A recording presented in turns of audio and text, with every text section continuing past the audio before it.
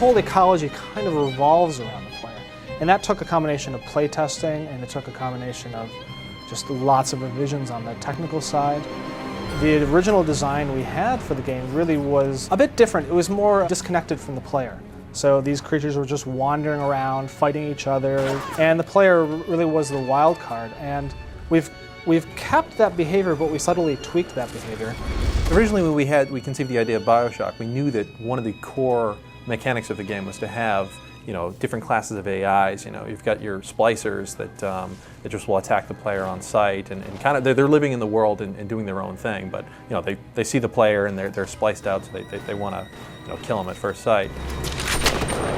Part of the reason why I think Rapture's such an interesting place and possibly scary, you get a real sense that it's living, it's breathing, and we really needed to come up with some enemies that look like they resided in this environment, look like they came from this place. Rapture's gone to hell! We found early on that it wasn't exactly terrifying when a giant squid comes out and you're standing in the middle of a restaurant. You kind of wanted to see the twisted waiter come at you and see how he had been disfigured through this war over Adam. The sort of emergent behaviors in this game was another one of our key goals. We wanted to create AIs that reacted in interesting and unpredictable ways. Getting the AI ecology to work both technically and as like a visceral experience for the player was a big challenge. We've made the splicers quite unique in how they react to you and how they react to your powers, so that when you light one on fire, it'll run to water. It's trying to survive. We wanted to take a different, put a twist on the shooter, and have AIs in the world that didn't necessarily care about you unless you chose to interact with them. And it just, again, it lends itself to, or creates a world that feels lived in, and to have these AIs that don't necessarily care what the player does. Through trial and error, what we tapped into was a very old relationship that people are familiar with from the time of Frankenstein, through stories, through our history. There is this concept of the benevolent but big and dumb protector, with the, protecting their small friend. And so I think it's something that people respond to almost immediately visually.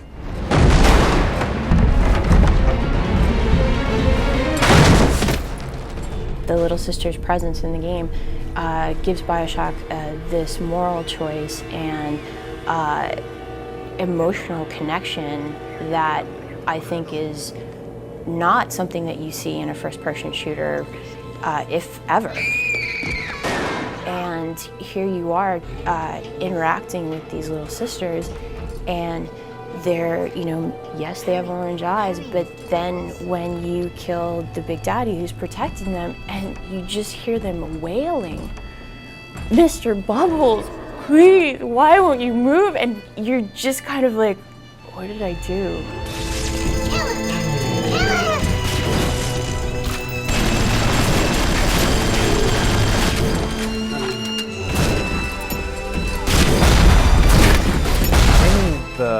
The ecology and taming the big daddies and little sisters, and being able to know how they're going to behave and how they're going to move through the space is one of the great challenges of designing the levels in Bioshock. Again, because we're trying to foster the emergence, but at the same time we are telling a very specific story.